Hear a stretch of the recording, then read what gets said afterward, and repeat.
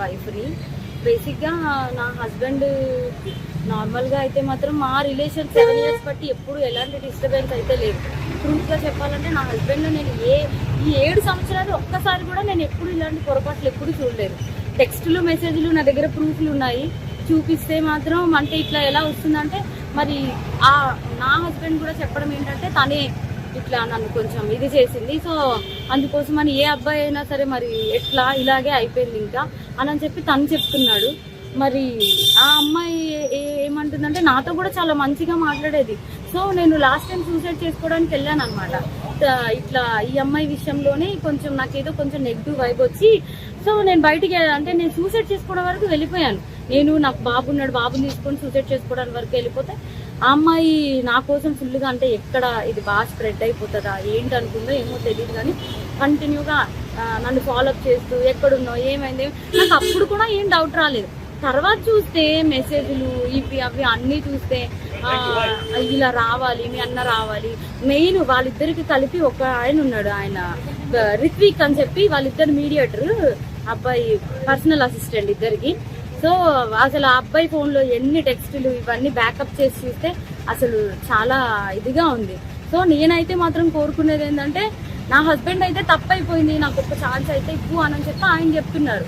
కానీ ఆ అమ్మాయి నుండి ఎప్పుడు నేను ఏం ఫేస్ చేస్తానో తెలీదు. కానీ ఎందుకంటే ఇప్పుడు నా లాంటి అమ్మాయికి అంతమంది ఫాలోవర్స్ ఉండి పైగా నాతో ఇంత మంచిగా ఉండి ఇంత చేసిందంటే వాళ్ళ అమ్మగారు రికార్డు కూడా ఉంది. నేను పొద్దున్న వాళ్ళ అమ్మగారికి ఫోన్ చేసి అడిగితే మా అమ్మాయి అంతే అలాగే చేస్తుంది అని చెప్పి అంటుంది. నా దగ్గర రికార్డు ఉంది, ఫోను స్విచ్ ఆఫ్ అయ్యేటప్పటికి నా దగ్గర ప్రూఫ్ లేకుండా ఉంది, ఆన్ చేస్తే అది కూడా ఇస్తాను. సో ఇట్లాగా ఇప్పుడు నాకు అన్యాయం జరిగింది. నా పేరెంట్స్ మా సిస్టర్స్ వచ్చి ఏదో చేశారు, నా హస్బెండ్ నాతో ఏదో కొంచెం పోలీసులు దీంతో ఏదో మాట్లాడుతున్నాం అవుతుంది.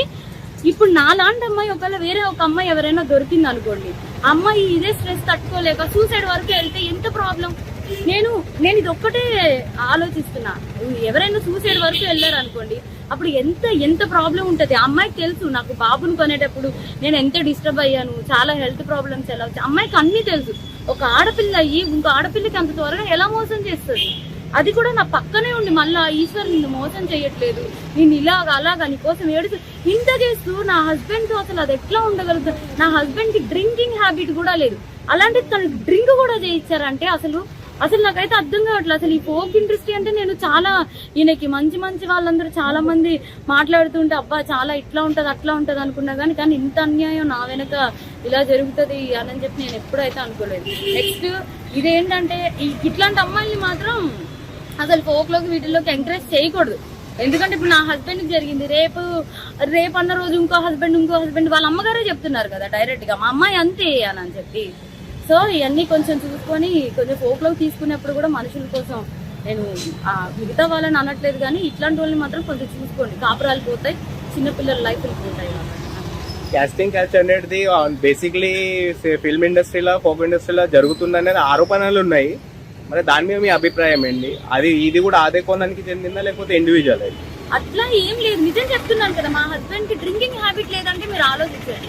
నా డెలివరీ దగ్గర నుండి ప్రతి ఒక్కటి నా హస్బెండ్ నన్ను పువ్వుల్లో పెట్టి చూసుకున్నాడు. ఏ రోజు ఇప్పుడు నా హస్బెండ్ విషయంలో 1 minute నేను ఆలోచిస్తున్నానంటే దీనికే, నా బిడ్డను కానీ నన్ను కానీ ఇంత కేర్ గా చూసుకుని. అబ్బాయి ఏమంటున్నాడు, ఇప్పుడు ఒక అమ్మాయి వచ్చి నా మీద పడిపోతే నేను ఏం చేస్తా, ఇప్పుడు ఒక షూట్ లో ఉన్న వాళ్ళ మేము అంత క్లోజ్ అయిపోతుంటే నేను ఏం చేయగలుగుతా అంటున్నాడు. అప్పుడు నేను నా హస్బెండ్ కి చెప్తున్నాను నువ్వు చేసింది తప్పు, మరి అమ్మాయి పడితే మరి నీకు తెలీదా, ఆబ్వియస్గా ఒక అబ్బాయి ఇప్పుడు నీకు పెళ్ళం బిడ్డలు ఉన్నారు నీకు ఆ మాత్రం తెలీదా అంటే ఇంకా అయిపోయింది ఏదో అయిపోయింది. కానీ ఆ అమ్మాయికి తెలియాలి కదా, ఒక ఆడపిల్ల మరి తనకి తెలియాలి కదా. సో నాకు ఇబ్బంది ఎక్స్ట్రా కోసం అయితే తెలీదు. ఫోక్ కోసం మాట్లాడితే మాత్రం చాలా మంది మంచి వాళ్ళని అయితే నేను చూస్తూనే ఉన్నాను కదా, చాలా మంది మంచిగానే ఉన్నారు. కానీ ఇలా పక్కనే ఉండి గొంతు కోసే వాళ్ళని నేను ఇప్పుడే చూసాను. పైగా ఆ అమ్మాయి ఇంత సెలబ్రిటీ లాగా అన్నిట్లో డీలో వీటిల్లో వాటిల్లో ఇంత వచ్చి ఒక ఆడపిల్ల జీవితం ఒక్కసారైనా ఆలోచించాలి. పైగా తనకి బ్రేకప్ కూడా అయింది, తను నాకు చెప్పుకొని కూడా బాధపడితే నేను అన్నాను మీ బాయ్ ఫ్రెండ్ మీకు ఇట్లా చేసినప్పుడు మీరు ఎట్లా అయితే బాధపడ్డారో అట్లాగే కదా అని చెప్పి కూడా అన్నాను కూడా. తనకి ఆ మాత్రం అసలు ఏవి గుర్తు రాకుండా ఇంత ఎట్లా చేసిందో నాకు అర్థం కావట్లేదు. ఎందుకంటే మీరు అనుకోవచ్చు ఇప్పుడు ఏంటి ఈ అమ్మాయి కోసమే చెప్తుంది వాళ్ళ హస్బెండ్ కోసం. నా హస్బెండ్ 7 years బట్టి నేను కాపురం చేశాను కాబట్టి తన కోసం నాకు తెలుసు.